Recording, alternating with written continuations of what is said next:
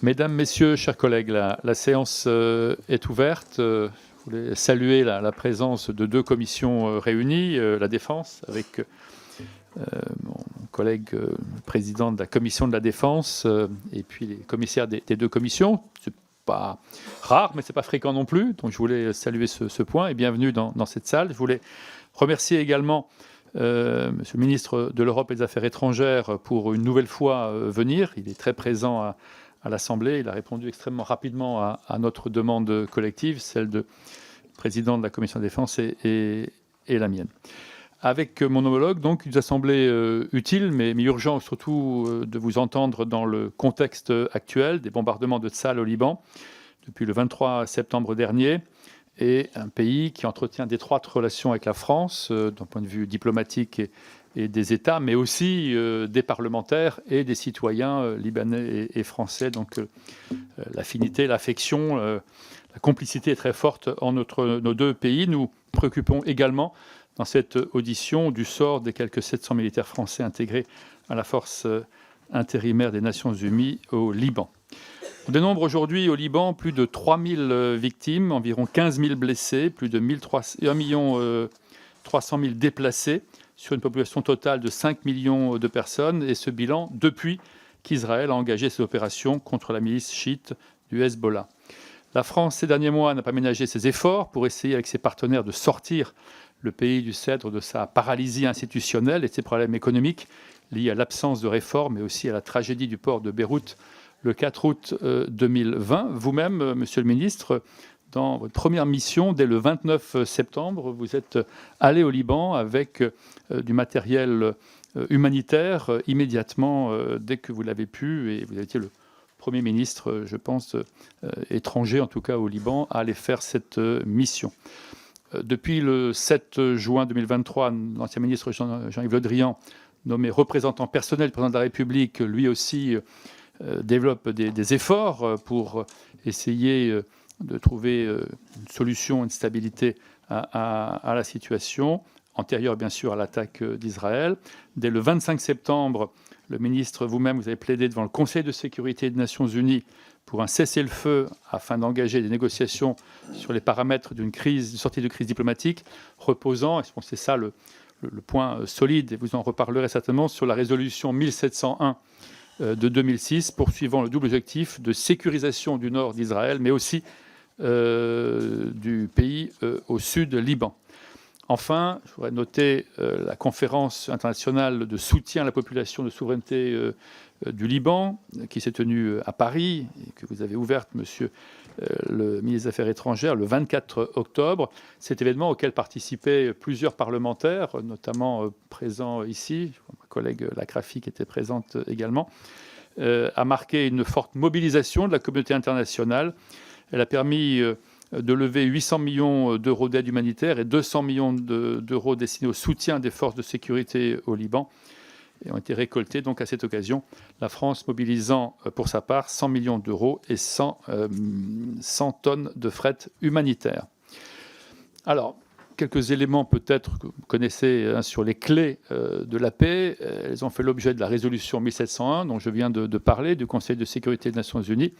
Il est essentiel que cette résolution soit pleinement appliquée, car les populations du nord d'Israël doivent aussi pouvoir vivre chez elles sans crainte des tirs de roquettes ou des missiles. Le Liban doit aussi sortir de l'ornière institutionnelle, économique et foncière. Je laisse, avant d'entendre Monsieur le ministre, et ensuite nous aurons par groupe un orateur, sur 2 minutes si vous le voulez bien, puisque le temps dont nous disposons est d'1h30 avec Monsieur le ministre. Donc avant de commencer le tour d'horizon des groupes, je vais bien sûr laisser la parole à Monsieur le Président de la Commission de la Défense. Merci beaucoup, Monsieur le Président, cher Bruno, Monsieur le Ministre, mes chers collègues. Permettez-moi, dans un premier temps, de vous remercier, Monsieur le Ministre, pour votre présence et de vous remercier aussi, Monsieur le Président, cher Bruno, pour cette tenue de cette audition conjointe. C'est la première commission conjointe de cette législature. C'est important aussi pour nos deux commissions de travailler ensemble parce que, comme nous le voyons à travers le Liban, beaucoup de choses sont communes et c'est important, ces temps d'échange communs. La France et le Liban sont liés depuis des décennies, singulièrement dans le domaine de la défense. Les armées françaises sont d'abord présentes au Liban dans le cadre de l'opération d'Aman, au titre de sa participation à la FINUL. 700 militaires français y sont actuellement déployés, auxquels je souhaite rendre ici un hommage appuyé. Ils subissent depuis plusieurs semaines les conséquences d'affrontements ouverts entre Israël et le Liban. Nous ne les oublions pas et nous nous tenons en tout cas à leur côté. Les armées françaises ont également su répondre présentes pour l'aide au Liban lorsqu'ils ont été confrontés à l'explosion du port de Beyrouth le 4 août, comme vous en parliez tout à l'heure, Monsieur le Président. Elle a porté une assistance précieuse aux Libanais. Monsieur le ministre était à l'œuvre dans le cadre de l'opération Amitié. Pour toutes ces raisons, la stabilité du Liban constitue un enjeu majeur pour l'armée française. Monsieur le ministre, nous serions donc intéressés de connaître votre analyse de la situation sécuritaire au Liban, de ses conséquences pour nos militaires sur place et des perspectives que vous discernez. Au-delà de la situation sécuritaire du Liban, il me semble pertinent d'élargir l'analyse à l'ensemble de la région. Il est en effet à craindre la dégradation de la situation au Liban soit aussi une étincelle qui embrase toute la région.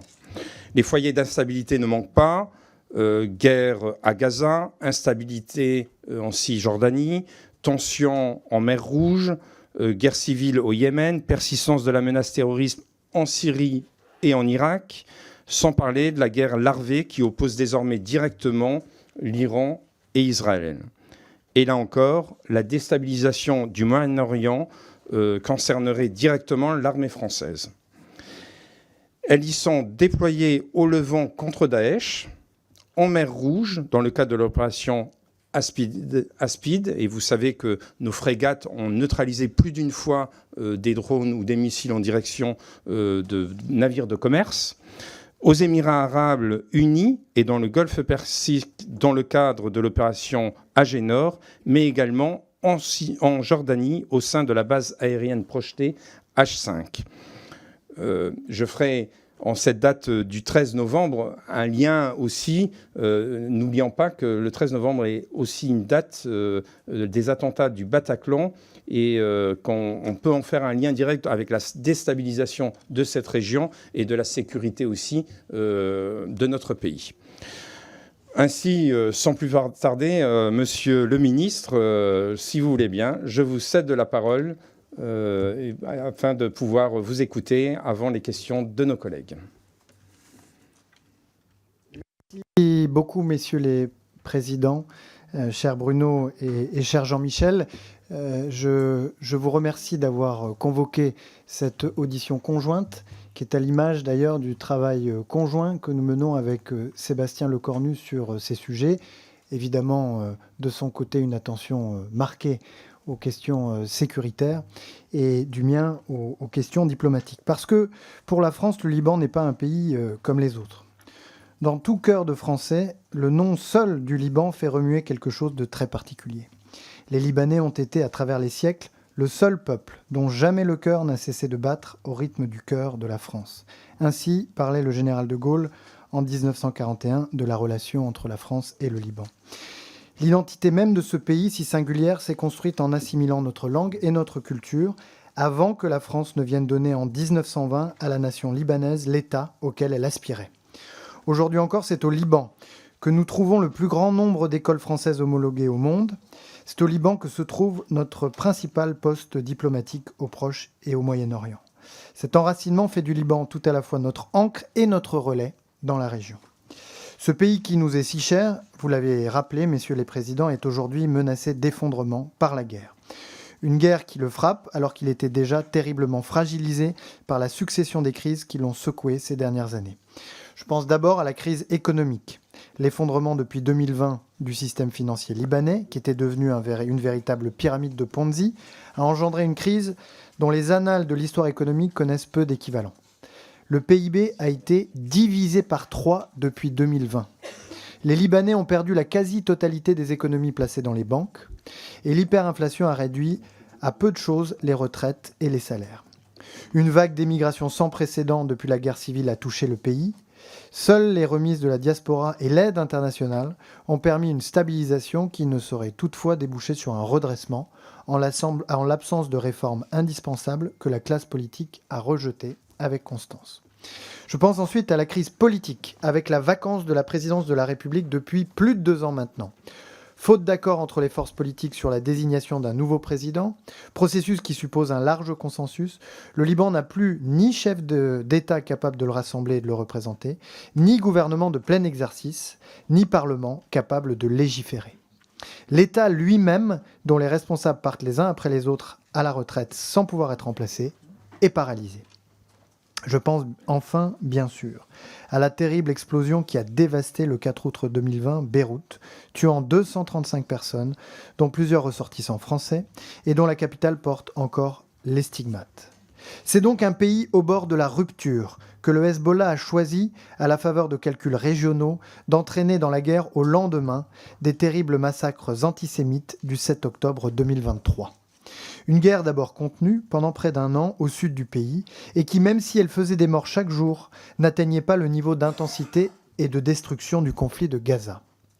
Une guerre qui s'est brutalement accélérée et amplifiée mi-septembre avec le lancement d'une opération israélienne de très grande envergure qui a éliminé l'essentiel du commandement du Hezbollah, largement détruit ses infrastructures et ses stocks d'armes, mais une guerre qui a aussi ravagé le sud, la Beka et la banlieue de Beyrouth, qui n'a épargné ni la population ni les infrastructures civiles.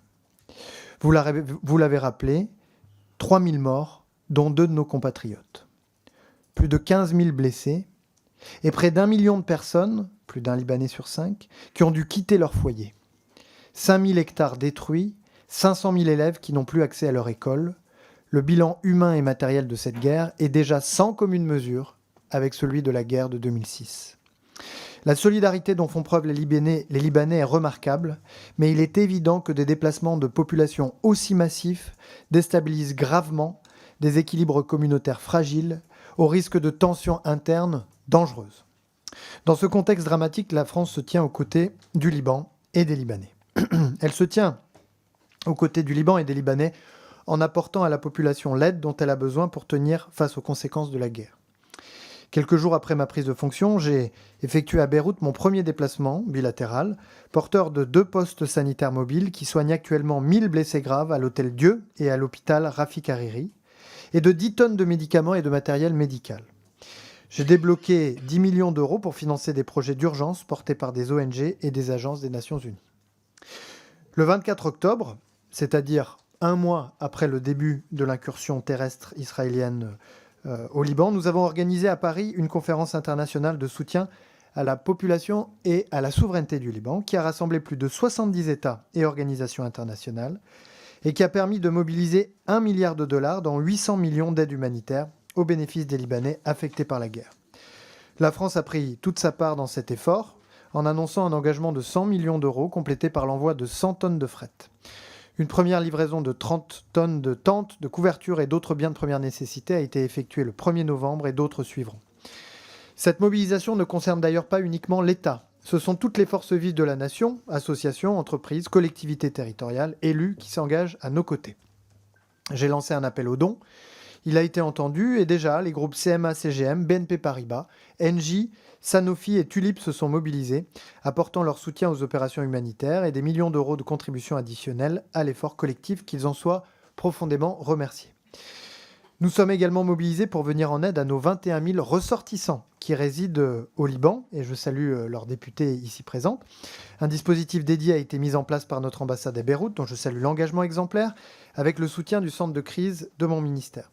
Des vols spéciaux ont été affrétés pour pallier la disponibilité limitée des vols commerciaux et permettre à ceux qui le souhaitent de regagner la France. Des moyens financiers ont été dégagés pour soutenir nos compatriotes les plus vulnérables.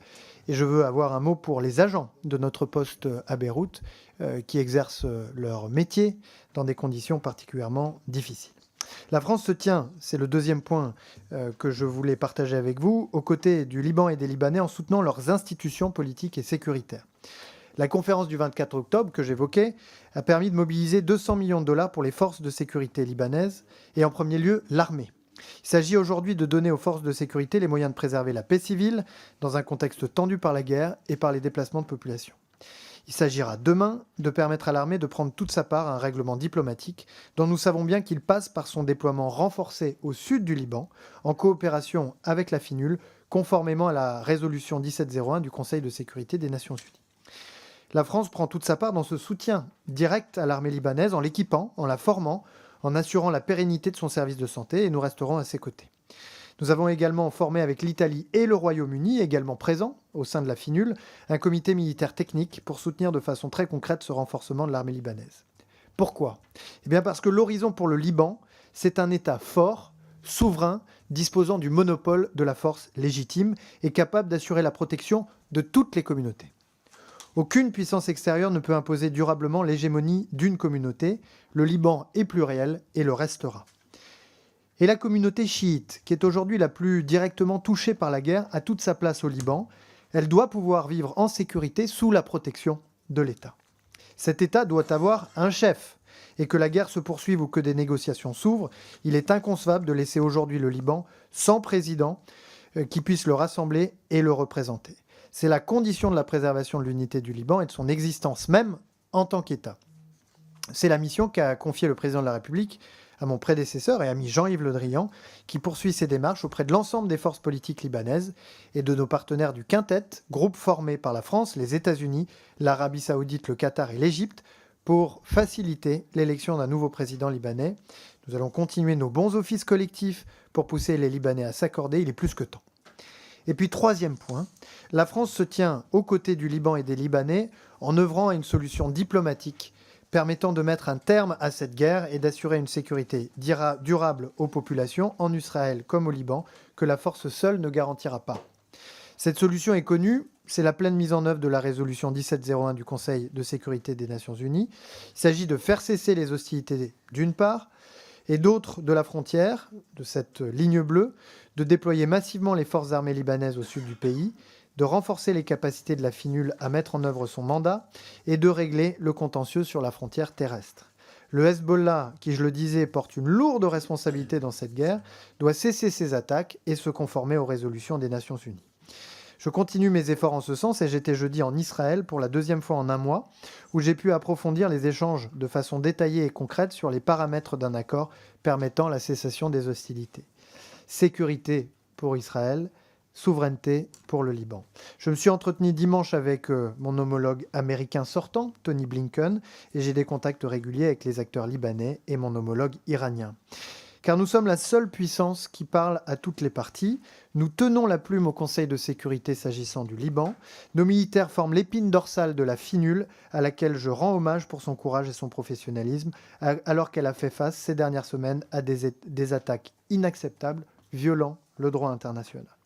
Tout ceci nous donne un rôle particulier dans ces efforts diplomatiques. Alors, messieurs les présidents, mesdames et messieurs les députés, la France restera aux côtés du Liban parce que cet engagement est conforme aussi bien à ses valeurs qu'à ses intérêts. Parce que, comme l'a dit le président de la République, ce qui se joue dans ce Liban pluriel, ce Liban message où coexistent chrétiens et musulmans, Orient et Occident, ce n'est pas seulement le destin de ce pays qui nous est si cher, mais peut-être bien la possibilité d'une civilisation. Je vous remercie et je me tiens à votre disposition pour toutes vos questions. Merci beaucoup, Monsieur le ministre. On va donc prendre un orateur par groupe, qu'il soit la Commission de la Défense ou la Commission des Affaires étrangères. Compte tenu du format, c'est 2 minutes et 2 minutes. On a bien compris, bien sûr, ça a été rappelé, qu'on se fonde sur la résolution 1700, mais c'est une résolution qui date de 2006. Donc peut-être, au cours des questions, pourriez-vous nous dire comment aujourd'hui, presque 20 ans après, on peut faire autrement, on peut aborder la question différemment, on peut faire des pressions différentes, comment la France peut agir différemment dans le concert international pour qu'enfin cette résolution trouve des chances d'être mise en œuvre. Premier orateur cet après-midi pour le Rassemblement national, Monsieur Kevin Pfeffer. Oui, merci Monsieur le Président. Monsieur le Ministre, depuis le 10 octobre dernier, le contingent des Casques Bleus des Nations Unies au Liban, au sein duquel la France compte 700 soldats, a été la cible de plusieurs attaques de la part de l'armée israélienne. 5 casques bleus de nationalité malaisienne ont été blessés le 7 novembre. 5 autres l'avaient déjà été ces dernières semaines à la suite d'attaques israéliennes délibérées, comme le précise un communiqué du Quai d'Orsay. Ces attaques doivent être fermement condamnées. Depuis maintenant plus d'un an, Israël s'est lancé dans une campagne d'éradication des mouvements terroristes islamistes qui minent le Proche-Orient. Et nous nous réjouissons que l'offensive israélienne ait conduit à la neutralisation de hauts dirigeants terroristes du Hezbollah à la solde de l'Iran. Hezbollah qui sème depuis plus de 40 ans la peur et la pauvreté au sein du peuple libanais. Parmi les têtes dirigeantes de ce mouvement terroriste qui ont été abattus se trouvaient d'ailleurs les commanditeurs de l'attentat contre nos 58 parachutistes français qui furent lâchement assassinés le 23 octobre 1983 lors de la guerre civile au Liban. Notre groupe tenait ici à leur rendre hommage, nous n'oublierons jamais leur sacrifice. Mais à nouveau, 40 ans plus tard, le spectre d'une deuxième guerre civile n'est malheureusement plus éloigné. Amie du Liban et protectrice des chrétiens d'Orient depuis Saint-Louis, la France ne peut pas permettre une destruction du sud Liban et de civils innocents. Des villages chrétiens non liés au Hezbollah y ont été totalement détruits. Puissance d'équilibre, la France doit être une muraille pour empêcher un conflit généralisé au Proche-Orient, dont les conséquences seraient non seulement désastreuses pour le Liban, mais aussi pour l'Europe, qui pourrait alors assister à une nouvelle vague migratoire. Dans ce contexte, la France ne peut pas se contenter de proposer l'arrêt des combats, et le Liban devrait utiliser cette situation comme un catalyseur pour rétablir pleinement l'État libanais. Cela doit passer par l'organisation de l'élection d'un président de la République libanaise dans les meilleurs délais et par l'affirmation de l'armée libanaise comme seule institution à être autorisée de disposer d'armes de guerre. Monsieur le ministre, aucune solution positive ne semble se profiler au Liban, qui est la proie de plusieurs pays de la région. Nous sommes convaincus que l'arrêt des bombardements et la paix ne pourront advenir que quand le Liban aura retrouvé une pleine souveraineté sur son territoire, député, votre question. Débarrassé de la mainmise des puissances étrangères et du désordre semé par le Hezbollah. Alors comment la France, puissance d'équilibre, se positionne-t-elle pour aboutir à un tel plan politique de sortie de crise dans toute la région? Merci, Monsieur le Ministre. C'est à vous. Merci, Monsieur le Président. Et peut-être pour répondre à la fois à la question de Monsieur Peffer et celle que vous m'avez posée, si la résolution 1701 n'a pas été appliquée de manière pleine depuis 2006, c'est peut-être parce qu'elle a été prise de manière isolée du contexte.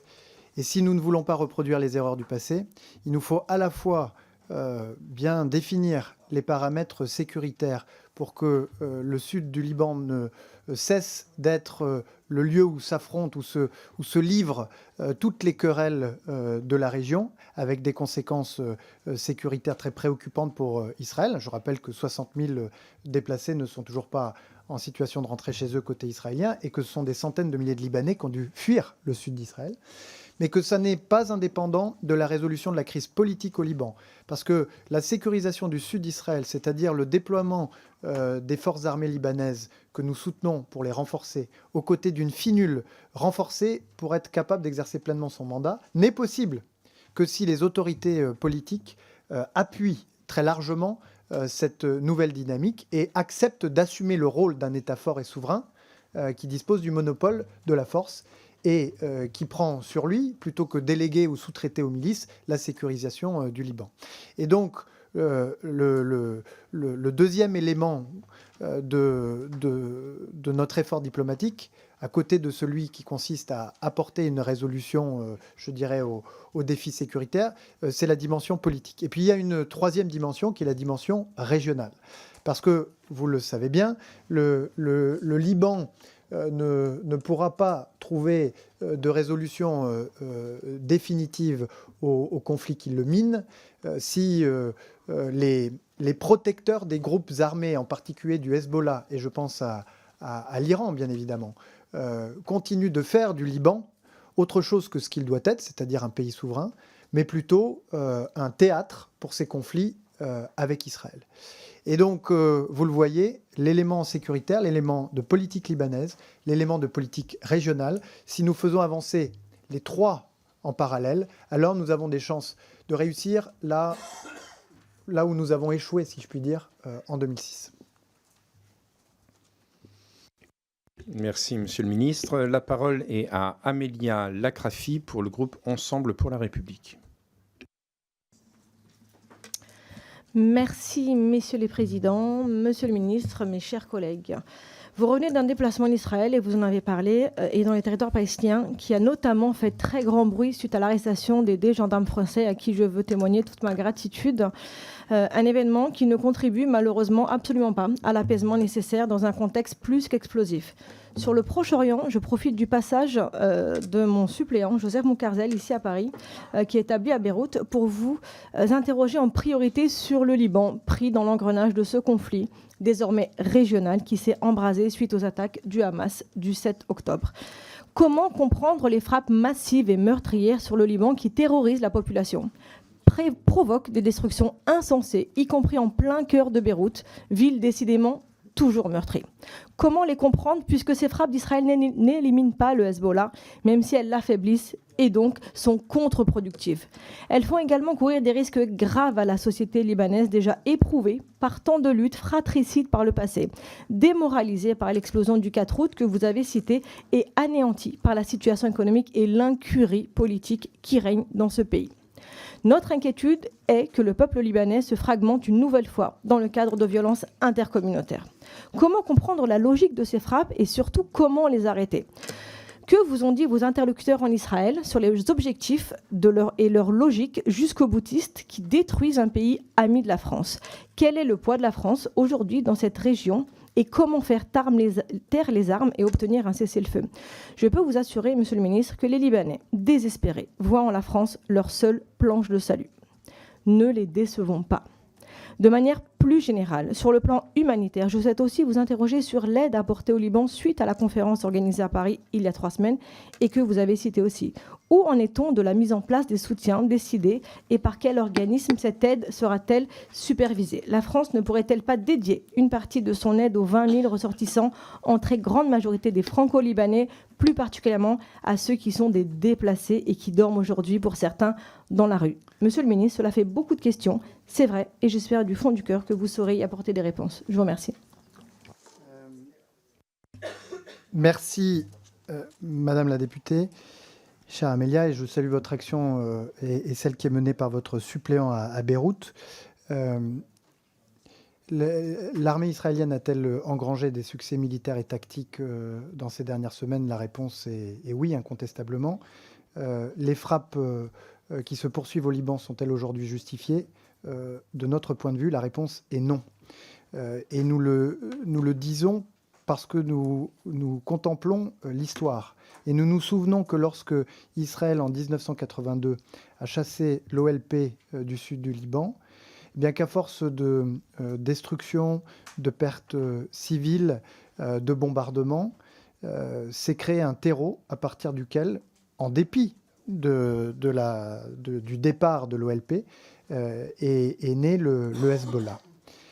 Il y a un moment où il faut savoir faire taire les canons et cesser le feu, et ce moment est arrivé. En réalité, nous avons déjà dépassé ce moment depuis un long moment, dans l'intérêt du Liban, mais aussi dans l'intérêt d'Israël et de sa propre sécurité. C'est pourquoi nous parlons des solutions diplomatiques que j'évoquais à l'instant, mais que nous appelons à un cessez-le-feu immédiat, parce que les violences ont trop duré. Sur les suites de la conférence qui s'est tenue à Paris, comme je le disais, nous avons déjà engagé un tiers des sommes. Nous avons fait parvenir le 1er novembre 30 tonnes de tentes de couverture et d'autres biens de première nécessité. 50 millions d'euros supplémentaires ont déjà été fléchés vers des projets des agences humanitaires des Nations Unies et d'ONG de confiance engagées sur le terrain. Le reste des crédits nécessaires pour tenir notre engagement, 17 millions d'euros, sera engagé en 2025. Merci. La parole pour la France Insoumise est à Nathalie Osiol, et puis nous entendrons Olivier Faure et Michel Herbillon. Merci, Monsieur le Président, Monsieur le Ministre. Jeudi 7 novembre dernier, des agents de la police israélienne se sont introduits en armes et sans autorisation de la France sur le site de pèlerinage de l'Éléona, l'un des 4 domaines français à Jérusalem. Quelques instants plus tard, 2 gendarmes français, pourtant sous statut diplomatique, ont été arrêtés et retenus plusieurs heures par les autorités israéliennes. Cette arrestation était une provocation intolérable et une évidente violation de la souveraineté française. Elle intervient dans le contexte que l'on connaît, celui d'une guerre génocidaire à Gaza, on parle de plus de 43 000 morts, d'une intensification de la colonisation et de la généralisation du conflit au Liban. Quand on en est à 3 000 morts et plus de 15 000 blessés, comme vous l'avez dit, au Liban, il ne s'agit pas d'une guerre faite au Hezbollah. Il s'agit d'une guerre contre le Liban. Et pour vous paraphraser, Netanyahou, qui porte une très lourde responsabilité dans le conflit qui a lieu au Proche-Orient, doit être mis face à sa responsabilité et doit être soumis à des mesures pour qu'il respecte le droit international. La convocation de l'ambassadeur d'Israël en France est une première réponse, mais elle est insuffisante. Il est évident que le gouvernement de Netanyahou n'entend pas les rappels au respect du droit international et au cessez-le-feu exprimé par la France. Donc il faut des réponses plus fortes. Hier, mon collègue David Guiraud vous a posé une question lors de la séance de questions au gouvernement. Ce sujet mérite une réponse sérieuse. Il s'agit de se faire respecter. La France doit se faire respecter, de la même façon que la France doit faire respecter le droit international, pas d'une voix timide, mais par des actes. Pourquoi, par exemple, l'ambassadeur de France en Israël n'a-t-il pas été rappelé, comme le réclame une tribune signée par plusieurs dizaines de députés, y compris issus du groupe macroniste? Quelles mesures la France compte-t-elle prendre face à un gouvernement qui ne respecte ni le droit international, ni les Nations Unies, ni la souveraineté territoriale de ses voisins, dont le Liban? Pourquoi la France n'a-t-elle pas elle-même interdit la présence sur son sol du ministre d'extrême droite, Smotrich, lors du gala qui a lieu ce soir? Soutien, embargo sur les armes, imposition d'un cessez-le-feu sont les réponses indispensables à opposer à ce gouvernement d'extrême droite. La France doit impérativement prendre des mesures. Merci, Madame la députée. Monsieur le ministre, c'est à vous. Merci, Madame la députée. Vous l'avez rappelé, l'incident qui s'est produit au domaine de l'Éléona à Jérusalem est inacceptable. D'abord parce que la France refuse que quiconque entre armé sans son autorisation dans les domaines placés sous sa responsabilité, sa protection à Jérusalem. Et ensuite parce que le traitement qui a été réservé aux 2 gendarmes, comme vous l'avez dit, au mépris de leur statut diplomatique, est proprement scandaleux et indigne de la relation que nous entretenons avec Israël. C'est pourquoi, après avoir veillé à leur libération, j'ai pris la décision d'activer ce premier degré dans l'échelle des sanctions diplomatiques, qui est la convocation de l'ambassadeur d'Israël en France, qui a été reçu hier matin au Quai d'Orsay, et avec lequel, qui s'est vu signifier que la France considérait ces agissements comme inadmissibles et qui attendait que ces incidents ne se reproduisent plus. Ce qui a été convenu, et j'échangerai demain matin avec mon homologue israélien, c'est que nous puissions convenir, par exemple, par un échange de lettres sur les procédures dans le cadre de ces visites officielles pour que ces incidents ne se reproduisent plus. S'agissant des violations par Israël du droit international et du droit international humanitaire, nous les condamnons systématiquement. Lorsque nous le pouvons, nous les sanctionnons. Nous l'avons fait dans le cadre, ou en tout cas s'agissant de la colonisation, en sanctionnant à titre national 28 individus coupables de faits de colonisation agressive. Et nous avons créé un régime de sanctions au niveau européen que nous avons activé à 2 reprises, qui a permis de sanctionner des entités et des individus coupables et complices de faits de colonisation, et que nous envisageons d'activer une 3e fois.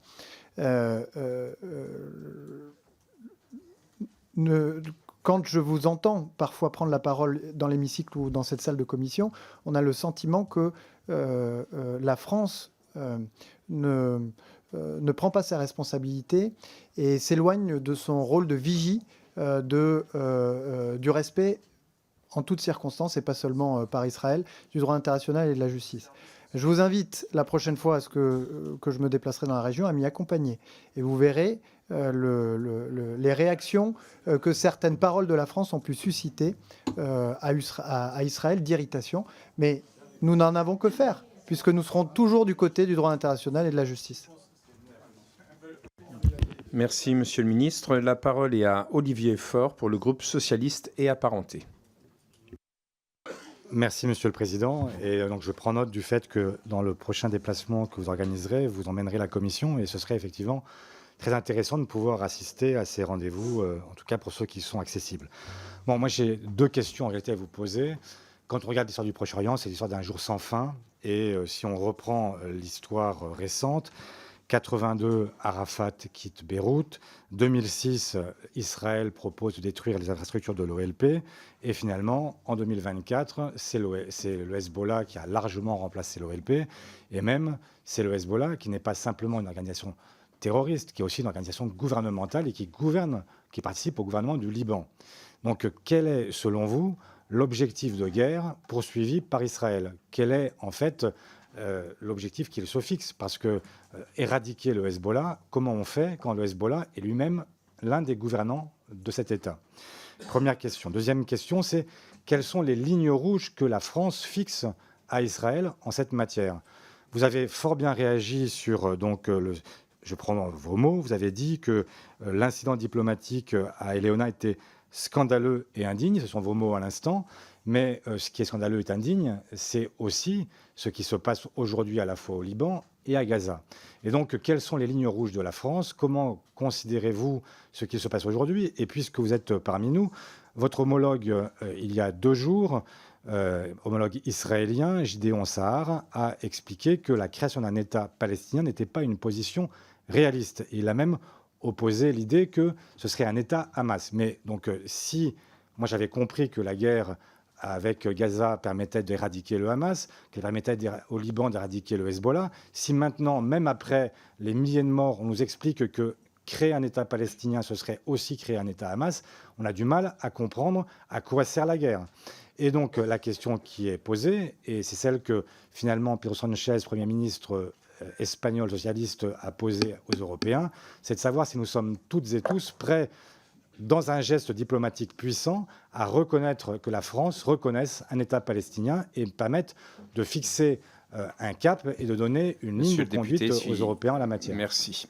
À vous, Monsieur le Ministre. Merci beaucoup pour ces 2 questions qui, en réalité, n'en forment qu'une, c'est-à-dire qu'est-ce que doit être l'objectif, le but de la guerre? Eh bien, le seul objectif pertinent du point de vue de la France et de bien d'autres pays, c'est de créer les conditions d'une paix durable. Cette paix durable au Liban, elle passe par le retour d'un État fort, souverain, disposant du monopole de la force, c'est-à-dire le désarmement des milices et la capacité de l'État, avec un président de la République nommant le commandant en chef des armées, de l'armée libanaise, nommant un Premier ministre qui forme un gouvernement, de prendre en main son propre destin. C'est la meilleure garantie de sécurité pour Israël, parce que si le Liban venait à s'effondrer, si les risques de guerre civile évoqués ça et là venaient à se manifester, que se passerait-il? Eh bien, au nord d'Israël, vous trouveriez un État failli qui ressemblerait bientôt à la Syrie, c'est-à-dire un foyer où prospèrent les trafics, où prospère le terrorisme, d'où émigrent des centaines de millions de personnes fuyant l'insécurité et la violence. Et ce serait évidemment un foyer durable d'instabilité à la frontière nord. Et donc, dans l'intérêt d'Israël, le cessez-le-feu doit intervenir et la mise en œuvre effective de la résolution 1701 doit être accomplie. Et accomplie, cela suppose de la part de la France et des autres pays participants à la FINUL, mais évidemment de la France qui entretient avec le Liban des relations particulières. Ça veut dire justement de tirer les leçons de 2006 et de faire en sorte que sur le plan sécuritaire, politique et régional, les conditions soient réunies. Et puis, à Gaza et en Cisjordanie. Si l'objectif est la paix, eh bien, il n'y aura aucune paix juste et durable tant qu'il n'y aura pas d'État palestinien. Et nous l'avons dit, notre objectif, c'est bien qu'à l'issue de cette année tragique pour la région, eh bien, on aboutisse à une solution à 2 États avec des reconnaissances mutuelles, des garanties de sécurité et 2 peuples vivant côte à côte. Ça veut dire quoi? Ça veut dire qu'il y a 3 étapes selon nous. La première, c'est le cessez-le-feu immédiat parce que la tragédie humanitaire est insupportable.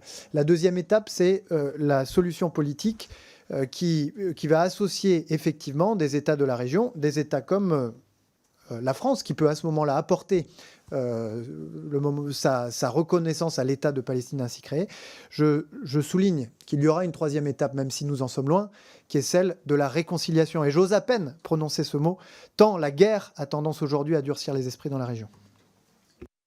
Merci, Monsieur le Ministre. La parole pour la droite républicaine et pour Michel Herbillon, un format de 2 minutes. Merci beaucoup. Un peu nouveau, mais auquel vous allez Merci, faire face. messieurs les présidents. Je vous remercie, Monsieur le Ministre, de nous avoir présenté le bilan de la conférence internationale de soutien à la population et à la souveraineté du Liban.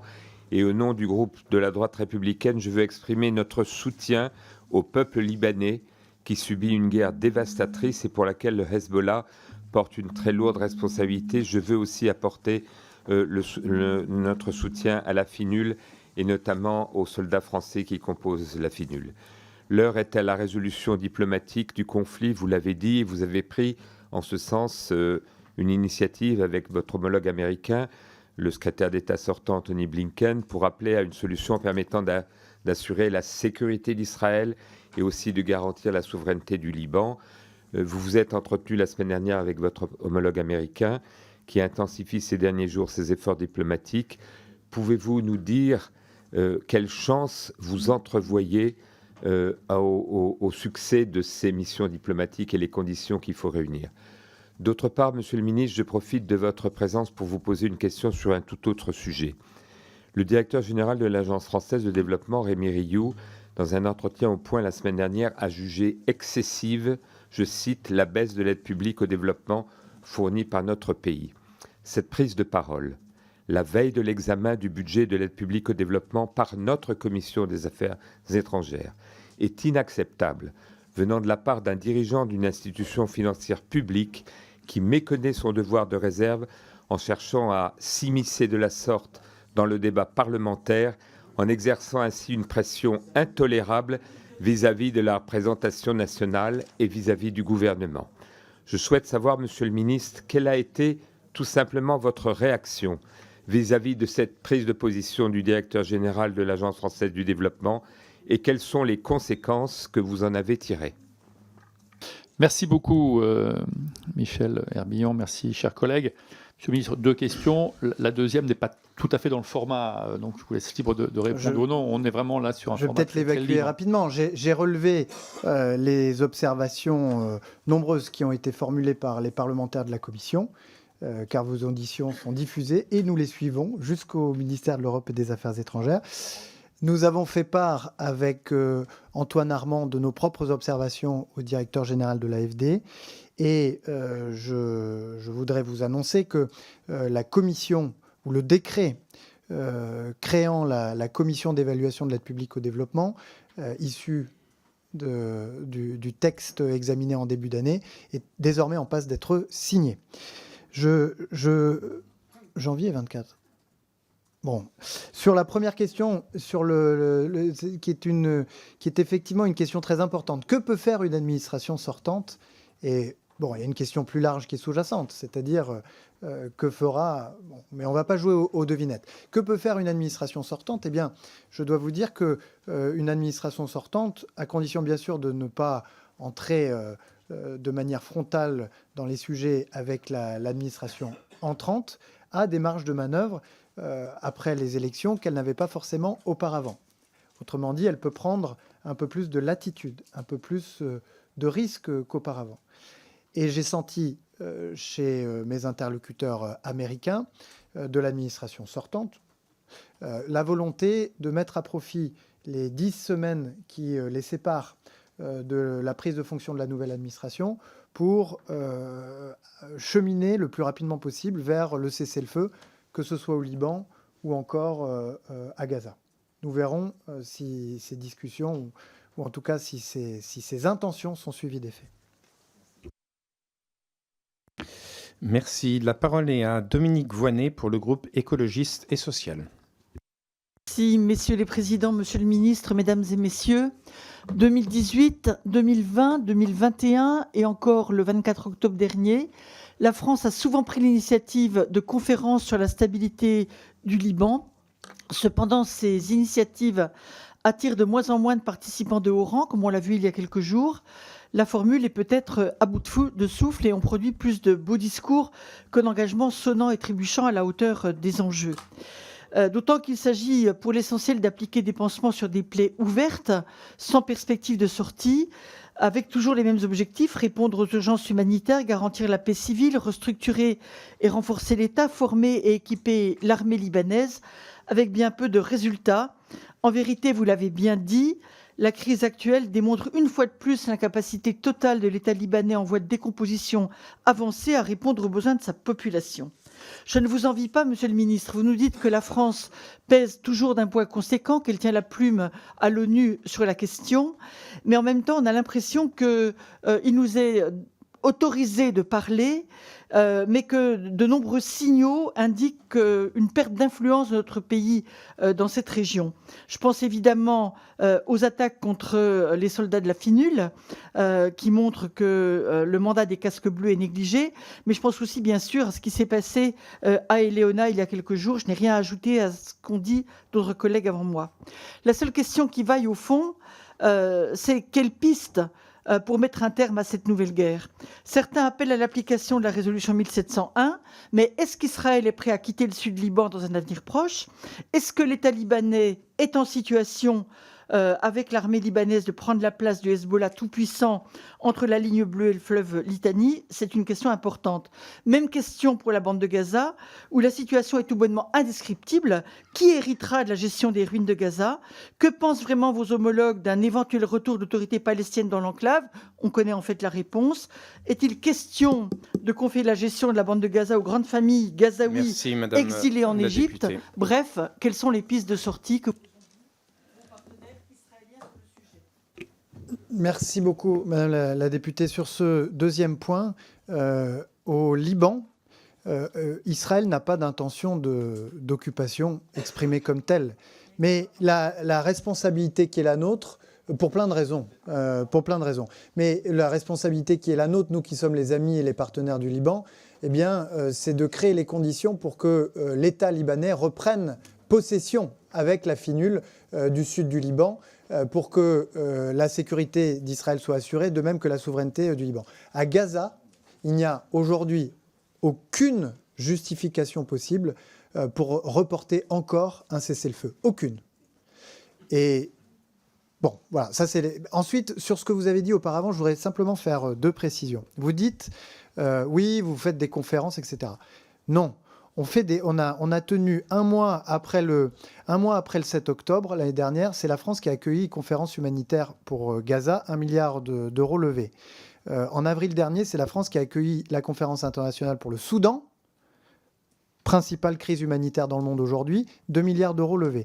Et un mois après le début des hostilités israéliennes au Liban, c'est une nouvelle conférence internationale et c'est la France qui l'accueille, 1 milliard de dollars levés. Alors oui, le meilleur remède, c'est la paix. L'aide humanitaire ne viendra jamais résoudre le problème à la racine. Mais si nous désintéressons du sort, de la tragédie que vivent les civils, les femmes, les enfants de ces régions-là, alors nous ne sommes pas à la hauteur de notre histoire et de ce que c'est que la France. Et de la même manière, j'entends parfois les gens nous dire « Oui, mais vous y allez, vous parlez et il ne se passe rien. » Mais ça compte de parler, ça compte de dénoncer systématiquement, et je sais que vous êtes beaucoup à le faire, les violations au droit international humanitaire. Le simple fait de rappeler que la perspective dans un conflit comme celui-là, c'est un État palestinien, c'est deux États vivant côte à côte. Le simple fait de le dire et de le rappeler, ça a de la valeur. Donc, assumons... Non mais, chacun le fait. Et j'ai tout à fait conscience de l'importance, je l'ai déjà dit lors de ma première audition, de l'importance de la diplomatie parlementaire. Mais ce que je veux dire par là, c'est que ne sous-estimons pas l'importance que peut avoir les mots et la parole qui est celle de la France, même si parfois, effectivement, les situations sont compliquées et qu'elles appellent la mobilisation de plusieurs acteurs pour être résolues. Merci, Monsieur le Ministre. Réponse à Madame Dominique Voynet. À présent, pour le groupe Les Démocrates, Maude Petit, Loïc Kervran se prépare. Merci, messieurs les présidents. Monsieur le ministre, le Liban est un territoire exsangue, marqué par des crises successives qui sapent la stabilité de ce pays si précieux pour la région. Depuis le mois de septembre, le Liban se trouve pris au piège du conflit entre Israël et le Hezbollah, subissant les conséquences de cette escalade qui menace sa stabilité et affecte durablement sa population. Le 24 octobre, lors de la conférence internationale pour le Liban, vous l'avez rappelé, Monsieur le ministre, il est essentiel que le pays dispose d'une armée nationale forte et unifiée, capable de garantir la sécurité sur l'ensemble de son territoire. L'époque où le Hezbollah jouait ce rôle doit prendre fin pour restaurer une paix durable le long de la ligne bleue et permettre à la FINUL de remplir sa mission sans entrave. Le traumatisme laissé par l'explosion du port de Beyrouth, survenue le 4 août 2020, reste vif dans nos mémoires. Cette catastrophe a causé des pertes humaines tragiques, infligé des dommages économiques et institutionnels colossaux. Elle a mis en lumière les dysfonctionnements de l'État libanais et les failles d'un système qui, depuis lors, peine à se relever. Depuis 2022, cette crise s'est aggravée avec une impasse institutionnelle alarmante, marquée par une vacance présidentielle qui paralyse le gouvernement. Le Liban est sans chef d'État et cette absence compromet encore davantage la résilience du pays. Monsieur le ministre, la situation du Liban interpelle notre conscience et notre responsabilité. Le Liban est plus qu'un partenaire, c'est un pays frère, porteur d'une riche diversité culturelle et religieuse qui incarne une véritable chance pour la région. C'est un pays qui, par sa composition même, symbolise l'unité dans la diversité, une valeur fondamentale que la France partage et s'efforce de promouvoir. Donc je voudrais vous demander, Monsieur le ministre, de bien vouloir nous éclairer sur les actions que la France envisage de mettre en place pour aider le Liban à surmonter cette crise au niveau de la défense, vous l'avez rappelé, au niveau humanitaire aussi, mais sur les points économiques, culturels et sanitaires. Je voudrais bien vous entendre. Je vous remercie. Merci, Madame la députée, pour cette question qui est effectivement très importante parce que le coût de la guerre, les ravages de la guerre ne se limitent pas aux champs de bataille, ni même aux hôpitaux et aux conséquences humanitaires. Elle touche aussi le patrimoine culturel, le patrimoine historique. Et nous avons tremblé lorsque nous avons vu les bombes tomber à côté du temple de Baalbek, qui est l'un des principaux complexes archéologiques du bassin méditerranéen. Et nous avons salué l'appel de l'UNESCO à épargner ces sites qui font partie de notre patrimoine commun.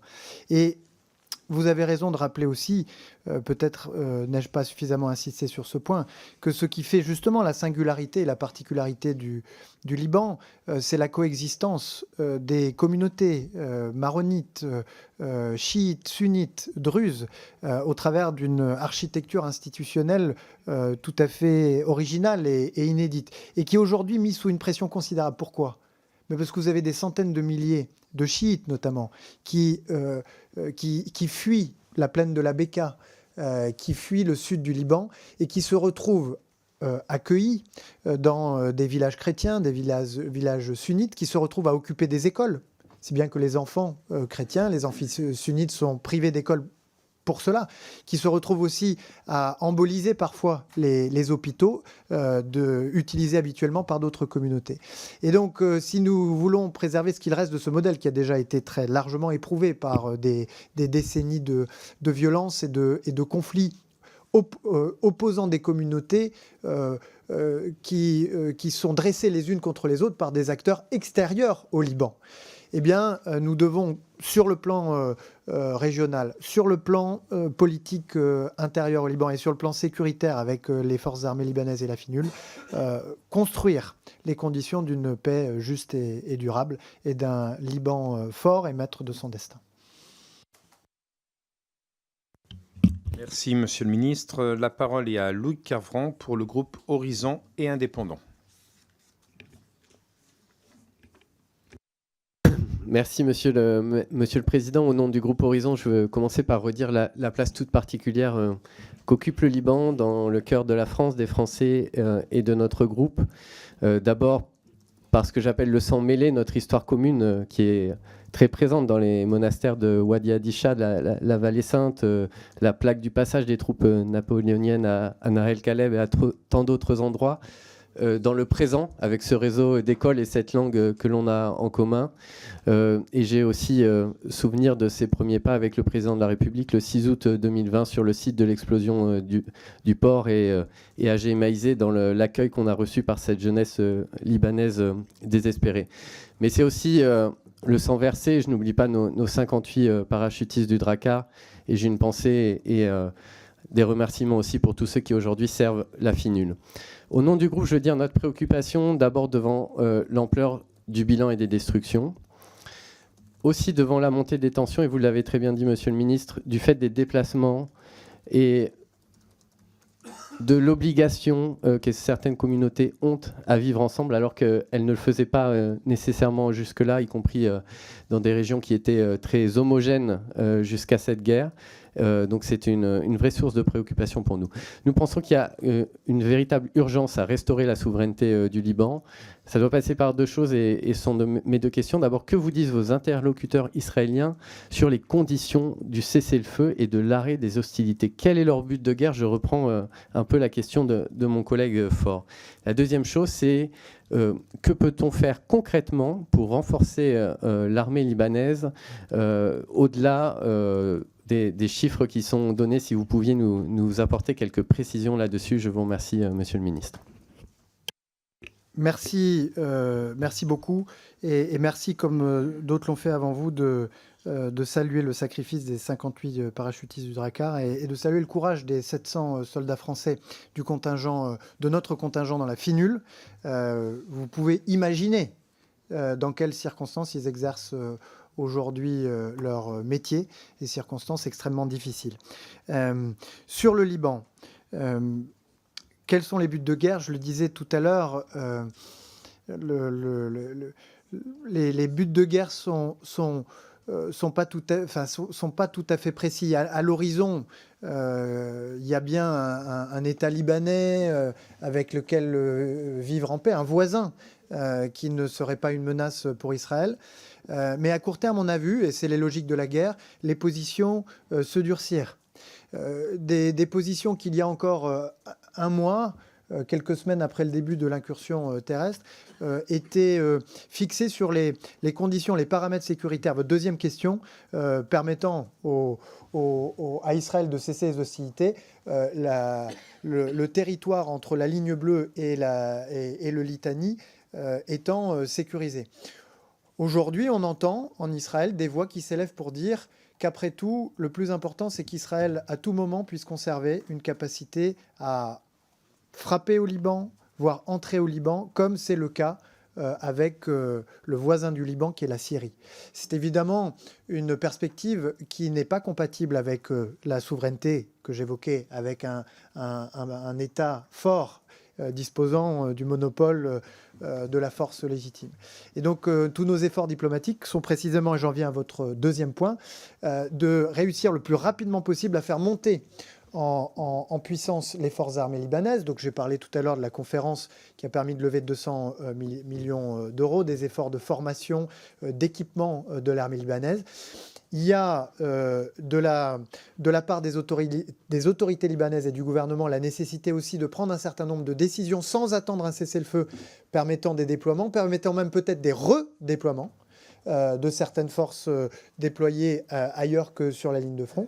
Et puis en complément, une évolution, et on en parle beaucoup avec Sébastien Lecornu, de la posture de la FINUL, à mandat constant, sans avoir nécessairement à modifier le mandat, sur les équipements que la FINUL pourrait mobiliser pour surveiller l'application du cessez-le-feu le moment venu, sur la fréquence des patrouilles, sur sa capacité aussi à intervenir, puisque quand on lit le mandat de la FINUL tel qu'il est rédigé dans la résolution 1701 du Conseil de sécurité des Nations Unies, on s'aperçoit quand même que, en principe, et à condition que les autorités politiques sur place l'autorisent, la FINUL dispose d'une marge pour assurer en quelque sorte la sécurité du territoire qui lui a été confié. Et donc c'est cette discussion que nous avons avec les pays qui ont des contingents au sein de la FINUL, pour que d'un côté les forces armées libanaises renforcées, de l'autre une FINUL renforcée dans sa posture, puisse garantir la sécurité au sud d'Israël et donc justifier pleinement le retrait des forces israéliennes. Merci, Monsieur le Ministre. À présent, donnons la parole pour Liberté, Indépendants, Outre-mer et Territoires à Laurent Mazory. Monsieur le ministre, merci pour la qualité et la précision de vos propos. Les frappes israéliennes ciblées sur le Hezbollah pro-iranien continuent donc au Liban. Un Liban déjà largement affaibli par la crise économique qu'il subit depuis plusieurs années et la tragédie du port de Beyrouth. En juin 2024, la Direction générale du Trésor français indiquait notamment « Les perspectives d'une stabilisation macroéconomique à court et moyen terme sont très incertaines et dépendent notamment de l'évolution du conflit au sud Liban ». Pourtant, cette situation s'est encore dégradée. Il y a un mois au moins, 21 personnes ont été tuées par une frappe israélienne sur un village situé cette fois-ci au nord du Liban. La première dans cette région, et nous connaissons la suite. Les frappes continuent donc, et au-delà des hommes et des femmes qui en sont victimes quotidiennement, elles menacent aussi, vous en avez parlé, le patrimoine historique du Liban. Des archéologues, mais aussi des députés libanais ont alerté l'UNESCO sur la situation. Nous assistons maintenant à une guerre contre notre histoire, notre patrimoine, notre culture. C'est un crime d'effacer la mémoire d'un pays et d'un peuple, considère Bachir Kord, le gouverneur de Baalbek. Dans ce contexte, à la demande du Liban, le comité spécial de l'UNESCO chargé de la protection des biens culturels en cas de conflit armé se réunira à Paris le 18 novembre prochain. Pourriez-vous nous donner plus d'éléments sur ce sujet et nous indiquer comment notre pays peut aider le Liban sur cette question particulière qui ne saurait rester un angle mort du conflit en cours ? Quand on veut détruire un pays, on détruit sa mémoire, son histoire, comme d'ailleurs Daesh l'a fait en Syrie par exemple. De plus, de façon plus globale, quelles initiatives concrètes notre pays compte-t-il mettre en œuvre pour promouvoir un dialogue constructif entre les différentes parties prenantes intra-libanaises ? La France envisage-t-elle de renforcer encore plus son engagement diplomatique pour favoriser une désescalade des tensions et encourager un retour à la stabilité politique locale, qui est essentielle pour la réconciliation, vous avez osé le mot tout à l'heure, intra-libanaise et le redéveloppement du Liban? Merci pour vos réponses. Merci beaucoup. Question. Je commencerai par l'UNESCO. Je regarderai attentivement ce qui ressortira de cette réunion du 18 novembre. Ce que je peux vous dire, c'est que j'ai reçu le candidat que la France soutient pour la direction générale de l'UNESCO à venir. Et le point que j'ai soulevé devant lui, c'est précisément celui que vous venez de soulever, c'est-à-dire la protection du patrimoine historique et culturel dans les zones de conflit, en citant l'exemple de Baalbek et en lui demandant, avant même qu'il prenne ses fonctions, de réfléchir avec ALIP, avec d'autres acteurs de la protection du patrimoine, sur la manière dont on peut rendre ou en tout cas mieux protéger ce patrimoine, peut-être en réfléchissant à la manière dont des sanctions pourraient être établies qui dissuaderaient en quelque sorte les acteurs des guerres, qu'elles soient au Moyen-Orient ou ailleurs, de s'en prendre à ce patrimoine. Et puis sur l'autre point, ça me permet de revenir sur la mission qui est celle de Jean-Yves Le Drian et à laquelle j'ai d'une certaine manière pris ma part également lorsque je m'y suis rendu et puis lorsque je reçois à Paris des acteurs de la vie politique libanaise. Ce que nous faisons, c'est éviter d'aggraver, ou en tout cas que ne s'aggravent les forces centrifuges de la guerre. La guerre conduit les positions à se durcir. Celui qui est en situation de faiblesse considère qu'il ne doit pas discuter parce qu'il considère que demain, il sera en meilleure position pour le faire. Celui qui est en position de force considère quant à lui que demain, sa position sera plus forte encore et qu'il fait mieux de repousser à demain les discussions de paix qu'il pourrait engager ou les discussions politiques qu'il pourrait engager aujourd'hui. Notre obsession avec Jean-Yves Le Drian, c'est d'amener les responsables politiques libanais à aller au plus vite à la discussion pour avancer sur l'élection du président de la République, la nomination d'un gouvernement, la nomination d'un commandant en chef des forces armées libanaises. Mais cela suppose qu'ils aillent chercher en eux cette part de courage qui est nécessaire quand on doit surmonter ces forces centrifuges provoquées par la guerre pour agir dans l'intérêt supérieur du pays. Merci, Monsieur le Ministre. La parole est à Jean-Paul Lecoq pour le groupe Gauche démocrate et républicaine. Merci, Monsieur le Président. Moi, j'ai écouté attentivement vos réponses, Monsieur le Ministre, et les réponses de tous mes collègues. Et votre toute dernière réponse, ceux qui sont en position de force et ceux qui sont en position de faiblesse, pour moi, dans cette zone, il n'y a qu'un État qui est en position de force. C'est Israël. Tous les autres sont en position de faiblesse. Il y en a qui ne sont pas armés, qui subissent les bombardements, et d'autres qui ne sont pas gouvernés et où personne ne peut prendre les décisions. Donc il y en a un superpuissant et tous les autres sont sous domination de ce superpuissant. Moi, j'ai eu l'occasion de dire dans cette commission, déjà, à plusieurs reprises, après l'opération Plomb durci, après le 7 octobre évidemment, qu'à un moment donné, Israël franchit les lignes rouges dans sa façon de se défendre face au terrorisme. Elle applique une politique terroriste d'État que j'avais qualifiée à l'époque du gouvernement Ehud Olmert. Et je le pense toujours. Vous n'avez pas dit mot des beepers, puisqu'on parle du Liban, du Hezbollah. Est-ce que c'est une nouvelle façon de faire la guerre? Est-ce qu'à un moment donné, je dois faire attention à mon téléphone parce que peut-être qu'il est piégé par Israël, parce que peut-être que cet État n'accepte pas la façon dont je parle de lui dans cette commission? Ça pose question. À aucun moment, la France ne s'est prononcée là-dessus. À aucun moment, la France n'a dit c'est peut-être un crime contre l'humanité d'utiliser ce genre de choses contre des situations parce qu'on ne sait pas qui l'a entre les mains. Un enfant, une femme, un travailleur à côté. Et je pense que c'est tout à fait condamnable.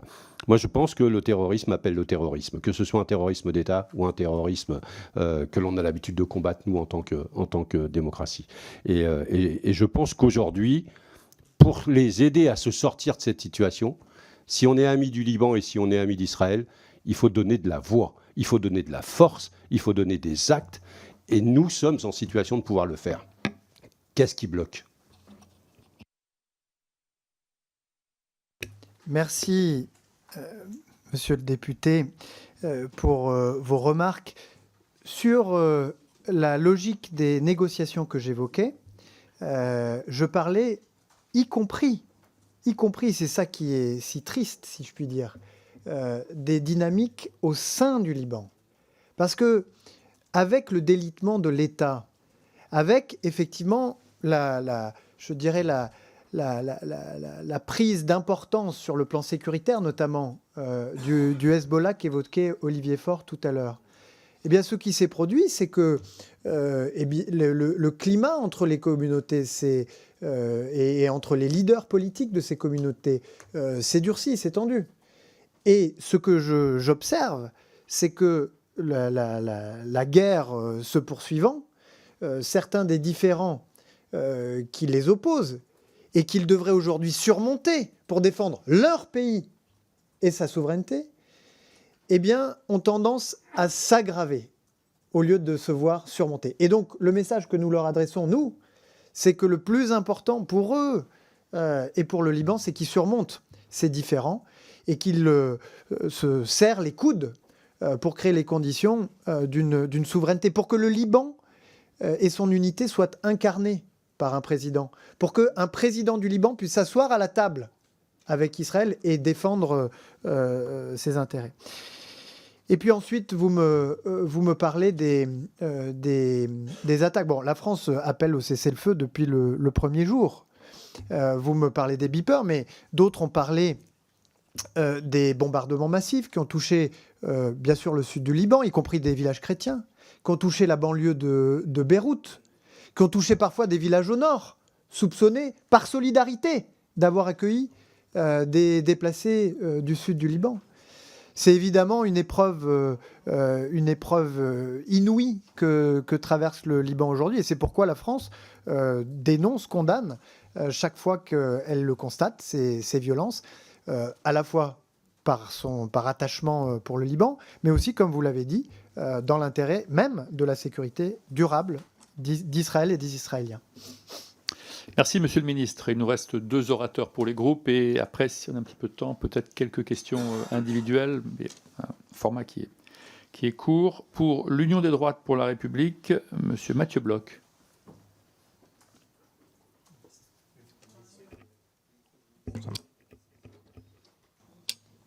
Messieurs les présidents, Monsieur le Ministre, chers collègues, fidèle à son rôle de puissance d'équilibre, la France doit contribuer aux efforts de stabilisation du Proche-Orient. La guerre imposée par l'organisation islamiste du Hezbollah sur le sol libanais est une tragédie. Et notre relation privilégiée avec le Liban, ainsi qu'avec les chrétiens d'Orient, nous incombe de tout faire pour que les hostilités cessent. Au groupe UDR, nous soutiendrons toute initiative qui accompagnera notre partenaire historique dans la reconstruction d'un État solide et démocratique. Nous sommes évidemment favorables aux efforts financiers décidés à l'issue de la conférence d'octobre, qu'il s'agisse de l'aide humanitaire, mais aussi de l'enveloppe prévue pour l'armée libanaise, seule force légitime qui doit s'imposer dans le pays. Cependant, nous sommes convaincus que cette solidarité ne peut se dispenser d'orientation stratégique. En effet, les mots du président de la République visant à condamner, sur un même pied d'égalité, le Hezbollah et l'armée israélienne mènent une grande confusion. Bien que l'arrêt des combats soit indispensable, il doit s'accompagner d'une solution politique durable. Comment la rendre possible avec une organisation terroriste belliqueuse qui est téléguidée par l'Iran des mollahs et qui demeure par ailleurs au cœur des institutions politiques du Liban? Le Hezbollah continue d'imposer sa croisade contre Israël à toute la région, faisant vivre un cauchemar à la fois aux Israéliens comme aux Libanais. Si nous n'agissons pas, le Hezbollah continuera de mettre en péril la souveraineté du Liban. Le pays du Cèdre sera alors définitivement le terrain de jeu de l'Iran. Monsieur le ministre, mes questions sont les suivantes. Alors que la France a annoncé 100 millions d'euros d'aide pour le Liban, pourriez-vous nous éclairer sur le suivi de son utilisation sur le terrain? Comment allons-nous assurer que ces montants ne finiront pas entre les mains d'entités qui mettent le Liban à genoux aujourd'hui? Merci, monsieur le député. Monsieur le ministre. Merci, monsieur le député, pour votre question.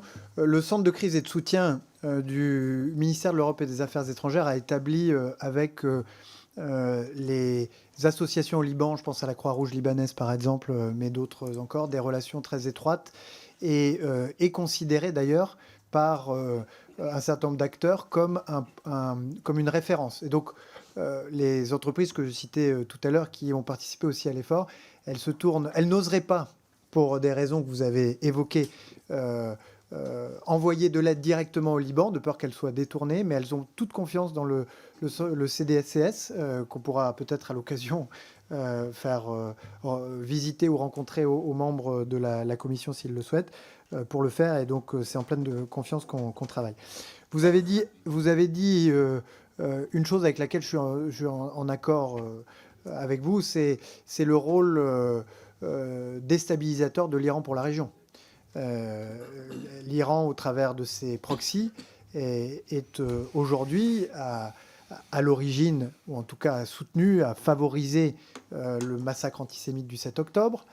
C'est encore l'Iran qui, au lendemain, a encouragé le Hezbollah à ouvrir un nouveau front et à entraîner le Liban dans cette guerre. Et c'est encore l'Iran aujourd'hui qui, depuis l'Irak, la Syrie ou le Yémen, continue de mener des actions de déstabilisation. Puisque nous avons une audition pour le Liban, je le dis tout net, dans l'intérêt du Liban, l'Iran doit cesser d'en faire le théâtre de son conflit avec Israël.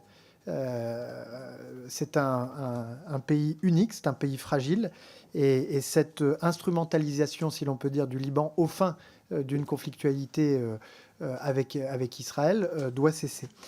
Et puis sur votre remarque sur la mise au même plan de... Bon, je l'ai déjà dit à l'Assemblée, mais nous dénonçons toutes les violations du droit international humanitaire. En Israël par le Hamas, à Gaza par Israël. En Israël par le Hezbollah, au Liban par Israël. Au Soudan par les forces armées. En Afghanistan par les talibans. En Ukraine par la Russie. On ne change pas de position, et c'est sans doute ce qui fait que la France, parce qu'elle ne prend pas parti pour les uns ou par les autres, mais qu'elle ne prend que le parti du droit et de la justice, reste entendue dans un monde en cours, il est vrai, de fragmentation. Merci, monsieur le ministre. La parole est à Véronique Besse, non inscrite. Merci, Monsieur le Président. Merci, Monsieur le Ministre, pour votre intervention et pour ces éléments que vous portez à notre connaissance. Vous avez répondu à beaucoup de mes préoccupations, mais je tiens quand même à insister sur l'importance d'un engagement fort de la France au Liban, à la hauteur de notre histoire commune, comme ça a été rappelé tout à l'heure. Depuis déjà plusieurs années, le Liban souffre d'une crise politique et d'une crise économique auquel s'est ajoutée une crise humanitaire avec plus d'1 million de Syriens qui sont venus se réfugier au Liban. Malgré les annonces pour sauver le Liban lancées par le président de la République, le pays s'est enfoncé chaque jour un peu plus dans la précarité et l'instabilité. Malgré sa résilience légendaire, les conflits de ces derniers mois l'ont définitivement mis à genoux et il risque de ne plus se relever. Et une fois de plus, le Liban se retrouve victime d'une guerre qu'il n'a pas souhaitée, avec plus d'1,2 million de déplacés, 3000 morts et des milliers de blessés. Le pays du Cèdre est redevenu une zone de guerre à ciel ouvert et sa population une victime collatérale. Alors, Monsieur le ministre, nous ne pouvons pas détourner le regard et nous contenter d'une aide matérielle, même si elle est très importante. Les enjeux sont trop importants et la disparition du Liban serait désastreuse pour la région. La France a le devoir moral d'être présente à ses côtés, aux côtés du Liban, pour l'aider à trouver une solution durable de sortie de crise et lui assurer un avenir apaisé. Au nom du passé intime qui nous lie à ce pays, la réponse de la France doit être forte, sans pour autant s'ingérer dans le pays. La réponse française actuelle n'est pas à la hauteur, je trouve, de l'histoire ni des enjeux géopolitiques. Monsieur le ministre, il est urgent d'intensifier, je pense, notre engagement et d'aider le Liban à se relever. Qu'allez-vous faire concrètement, vous l'avez dit déjà, mais pour favoriser un cessez-le-feu? Et comment comptez-vous accompagner le pays du Cèdre pour l'aider à se relever? Merci. Merci beaucoup, Madame la députée. Et peut-être vous me permettrez d'évoquer un point que je n'ai pas évoqué jusqu'à présent dans l'audition, sur la manière dont on s'y prend. Ce que nous avons fait depuis, en réalité, le début, depuis le 8 octobre 2023, c'est d'échanger avec nos interlocuteurs dans la région, du côté libanais, du côté israélien. Puis, à un moment donné, nos efforts ont convergé avec ceux des Américains.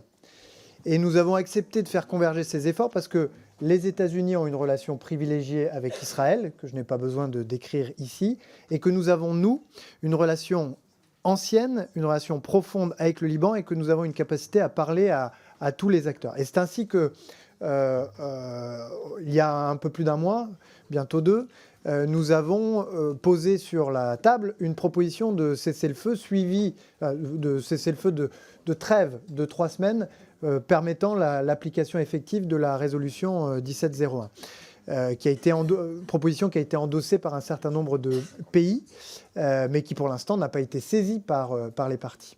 Ce que nous nous efforçons de faire, et c'est pourquoi y compris dans la période de transition, je reste en relation très étroite avec le secrétaire d'État sortant qu'évoquait Michel Herbillon tout à l'heure, et que dès que son successeur sera désigné, eh bien, on cherchera à établir le contact avec eux, parce que il faut que nous puissions continuer à cheminer ensemble. Si la France mène des initiatives de son côté, elle risque de manquer un peu de la capacité à amener, si je puis dire, Israël à la table.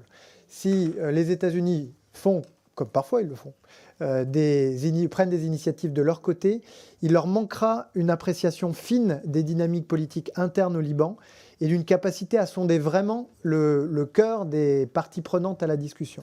Et donc, bien sûr, avec nos partenaires européens et notamment ceux qui sont représentés dans la FINUL, nous avons des échanges très réguliers.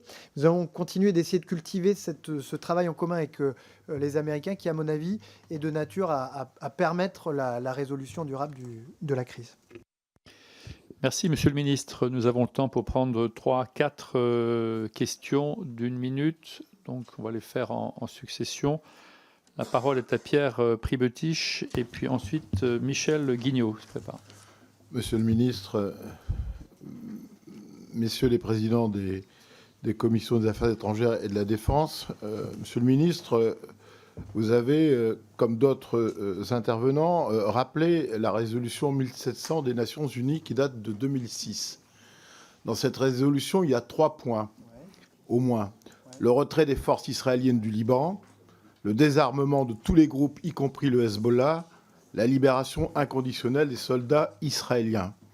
Vous avez rappelé dans votre dernière intervention que vous souhaitiez converger avec les États-Unis. Ma question est relativement simple.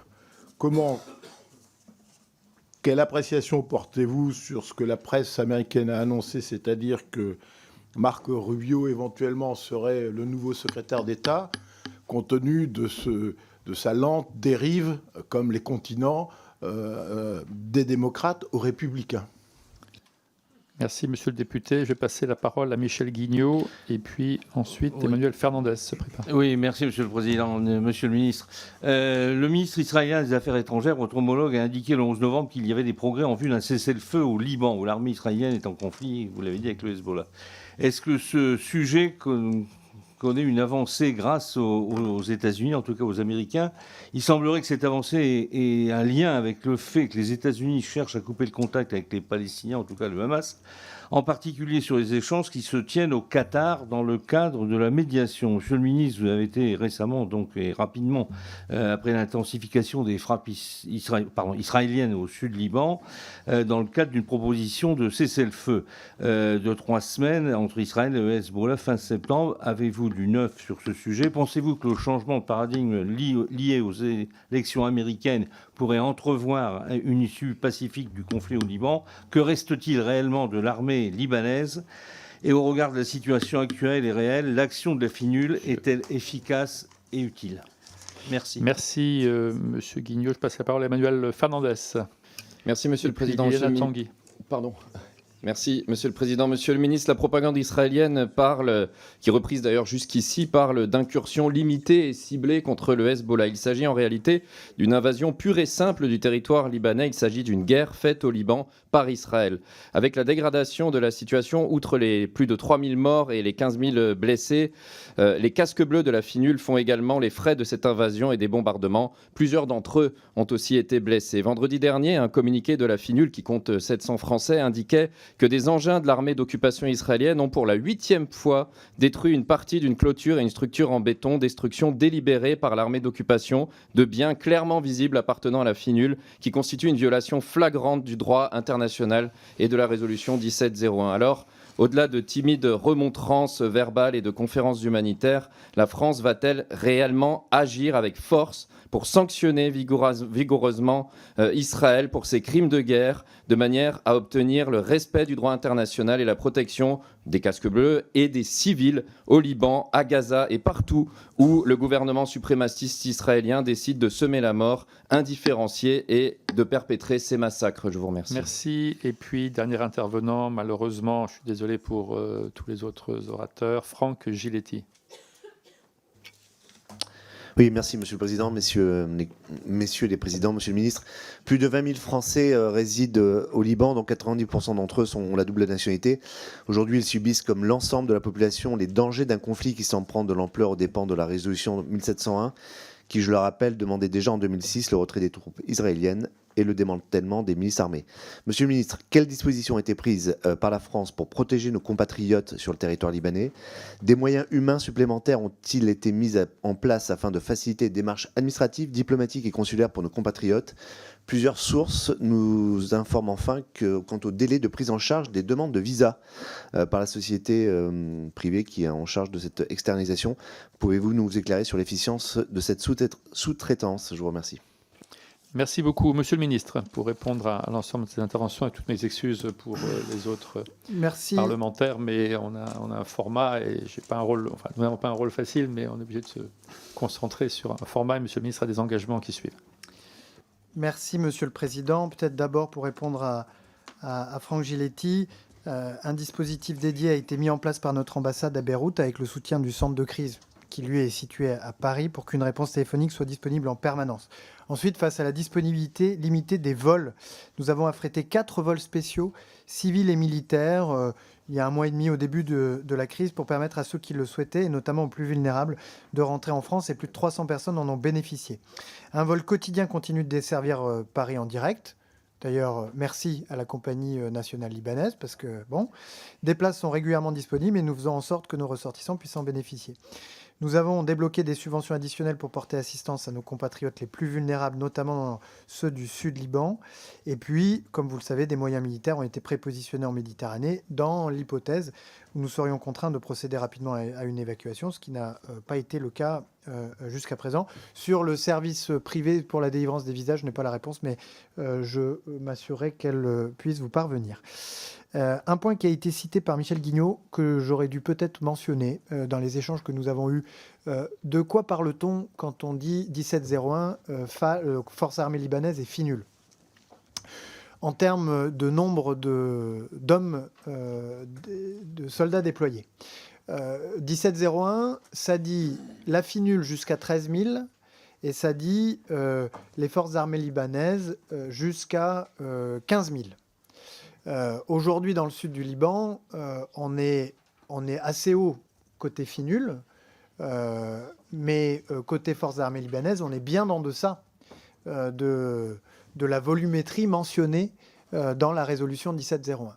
D'où l'importance de renforcer les forces armées libanaises, mais pas seulement en équipement, formation, etc., mais de leur permettre de recruter, voire de redéployer, parce que les rédacteurs de la 1701, ils avaient bien identifié qu'il y avait en gros 15 000 plus 15 000 pour couvrir le sud du Liban, ce qui est sans doute énorme, hein, parce que vous l'avez en tête, la zone à couvrir n'est pas non plus immense, même si elle est accidentée, et que ça suppose, pour qu'elle soit sécurisée. Ensuite, sur le point soulevé sur l'administration entrante, sur Marco Rubio, moi je vais vous dire, le président élu aux États-Unis, il a toujours fait part de son exaspération vis-à-vis des guerres qui n'en finissent pas. Premier point. Deuxième point, parmi les choses qu'il a faites en termes de politique étrangère dans la région, il y a les accords d'Abraham que nous avons salués, conduisant à une forme de normalisation, etc. Enfin, je crois que personne n'a intérêt à s'écarter de la perspective qui est aujourd'hui, mais c'est pour ça qu'il faut le dire et le répéter constamment, qui est aujourd'hui soutenue par l'immense majorité dans la communauté internationale, qui est la solution à deux États, en tout cas pour ce qui concerne Israël et la Palestine. Donc moi, je constate qu'on est passé d'une situation où, avec une administration sortante, avec la perspective d'élections, qui ne voulait prendre aucun risque, ni même, quand Israël violait le droit international, le lui reprocher ouvertement ou en tirer les conséquences. Je vois une administration entrante, je ne sais pas quelle sera son orientation. Ce que je sais, c'est que les choses vont sans doute évoluer. À nous, bien sûr, de faire en sorte que la vision qui est la nôtre, qui est celle de la France, qui est celle de la majorité des pays européens et qui est, à mon avis, encore aujourd'hui, la vision centrale dans la communauté internationale, soit bien prise en compte par la nouvelle administration américaine dans ses échanges avec Israël. Parce que un cessez-le-feu décidé unilatéralement par les uns, ça ne vaut pas condition d'une paix juste et durable pour l'ensemble de la région. Donc c'est ce à quoi on va veiller, mais je veux dire qu'il y a peut-être des opportunités dans ce nouveau chapitre qui s'ouvre. Le chapitre précédent, celui d'une administration finissante, tétanisée à l'idée de prendre le moindre risque en matière de politique étrangère, n'a pas été un chapitre qui restera dans les annales pour avancer vers la paix au Proche et au Moyen-Orient. Monsieur le ministre, si vous permettez, nombreux intervenants inscrits ne sont pas présents. Parmi ceux qui restent encore, il n'y en a qu'un seul qui n'a pas parlé, qui est présent, qui est Pierre-Yves Cadalens, en 1 minute, si vous me permettez. Comme ça, on clôturera la séquence.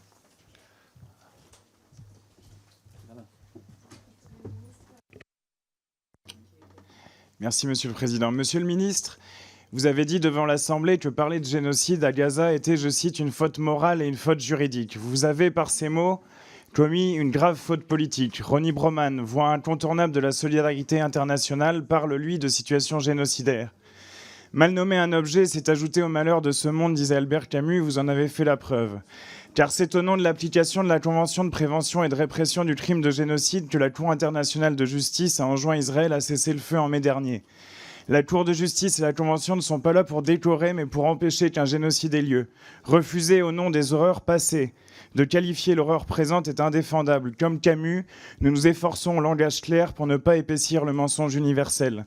La France, qui a ratifié la Convention, se doit de faire appliquer par tous les moyens l'ordonnance de mai dernier. Par votre aveuglement volontaire, alors que l'ONU indique que les habitants de Gaza sont menacés de façon imminente par une famine et que les pluies ravageuses de l'hiver approchent avec leur lot de maladies, vous ajoutez au malheur du monde. Quand agirez-vous enfin? Merci. Et puis, Liana Tanguy également. Merci, Monsieur le Président. Monsieur le Ministre, vous l'avez rappelé, les liens historiques entre le Liban et la France sont très forts et je voudrais saluer ici votre action celle aussi de Jean-Yves Le Drian et celle du président de la République en tant que médiateur actif pour protéger les civils. Alors, l'escalade de la violence entre le Liban et Israël met en danger les civils. Et je voulais savoir quelle était la position de la France quant à l'hypothèse d'un renforcement des forces de la FINUL pour protéger les civils et assurer le retour de la stabilité dans cette région. Merci. Merci beaucoup, Monsieur le ministre. Merci beaucoup à tous les deux.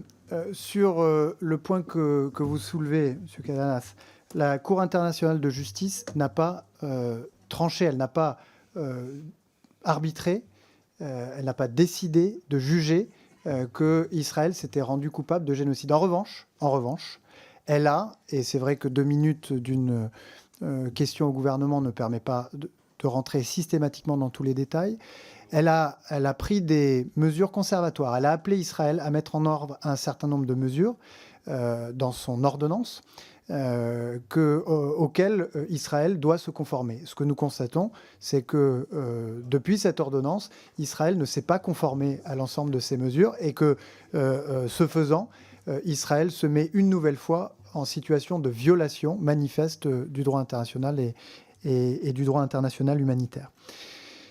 Quant à la question de Liliana Tanguy, comme je le disais tout à l'heure, notre approche pour soutenir le Liban passe par tous les canaux que nous avons à notre disposition et notamment la mobilisation de notre poste, qui est le principal au Proche et au Moyen-Orient, qui compte plusieurs centaines d'agents, agents qui, depuis le début de la guerre, mais singulièrement depuis le début de l'offensive israélienne terrestre au Liban, vivent dans une situation de très grande inquiétude. Je le dis parce que certains, pour aller de leur domicile à l'ambassade, doivent traverser des zones qui ont été bombardées. D'autres ont des enfants qui ont l'âge d'aller à l'école, les écoles étant encore fermées aujourd'hui, sont obligés de jongler entre le travail et la maison, de trouver de l'aide pour que leurs enfants puissent être gardés ou qu'ils puissent suivre à distance les cours de l'école, pendant que eux, parce que vous le savez, les agents de nos postes diplomatiques se consacrent corps et âme à ce métier qui est pour eux une vocation, pour pouvoir continuer à exercer leur métier. Je pense notamment à ceux qui volontairement se sont affectés à cette cellule d'écoute ou cette cellule d'appel que nous avons mis en place pour que tous nos ressortissants sur place puissent trouver des réponses à leurs questions. Et puis par ailleurs, pour la population du Liban plus généralement, nous allons veiller à ce que les engagements pris lors de la conférence du 24 octobre soient bien suivis des faits.